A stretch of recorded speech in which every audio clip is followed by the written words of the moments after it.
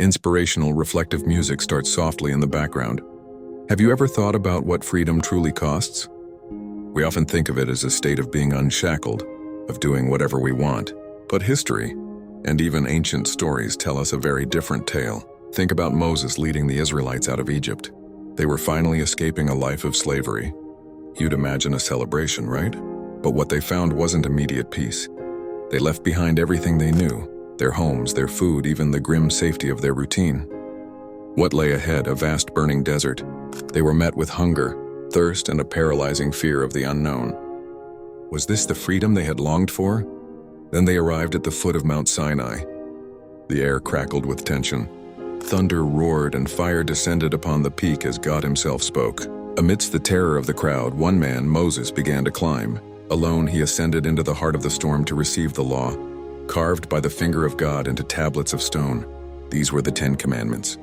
Not just a set of rules, but a covenant, a framework for true freedom given by God to his people. Think about what these commandments actually say. You shall have no other gods. Why? Because true freedom isn't found in worshiping fleeting idols, whether they're made of gold or are the modern idols of wealth and status. You shall not murder, because freedom without love, without respect for life, is just another word for destruction.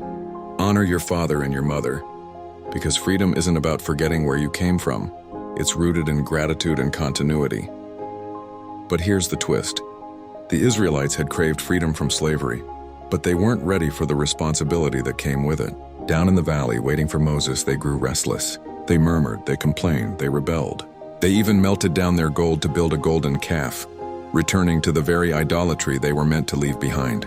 And right there, the true price of their freedom was revealed. It wasn't just the desert or the hunger. The price was a 40-year journey of wandering in the wilderness.